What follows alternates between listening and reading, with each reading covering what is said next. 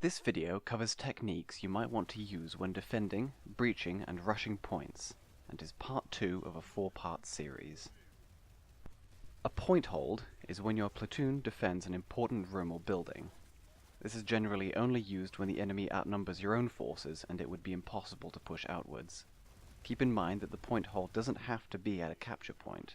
It might be a building which the enemy has to push through to get to the capture point, or maybe a well-placed sunderer fueling a major battle. Point holds require excellent communication and teamwork. If half of your forces are somewhere else in the base, then your chances of success are, of course, halved. For the best chances of success, ask your allies to stay within a certain area and not move out. Ask them to deploy any defenses they have, be it turrets, shield generators, or hardlight barriers. In addition to this, try and single out players who you think might not have the right loadout and ask them to change. Infiltrators, for example, are not useful in large numbers in this situation. Also, if you see a large clump of allies, command them to spread out. You don't want half of your team going down to one unlucky grenade. The goal with a point hold is to force the enemy through choke points, or to force them through areas where they cannot easily fire at you. This would include stairs, doorways, open areas, or alleyways.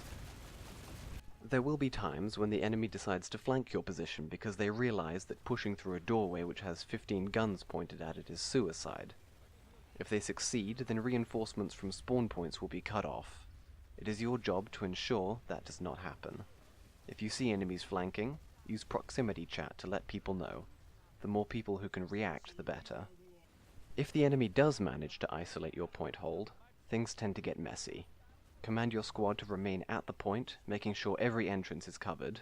Keep your medics alive, and remind them that they have revive grenades, which will be the only source of respawns.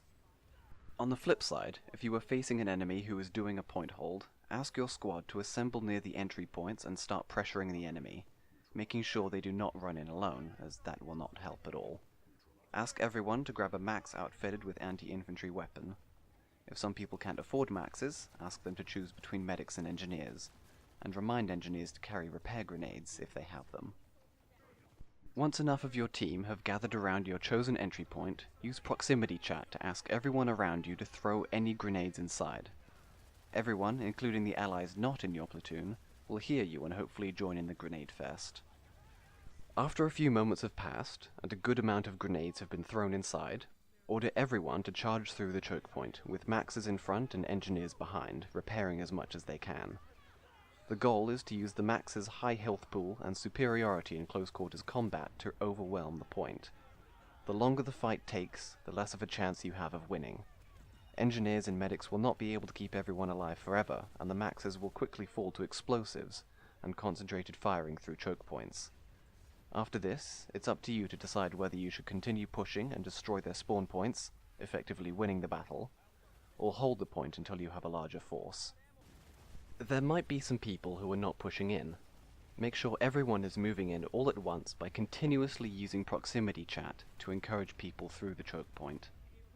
With these tips under your belt, you should now have the knowledge needed to defend and attack control points and organize max crashes. Part 3 is all about vehicles, and how a platoon can use them to be the most effective. Thanks for watching.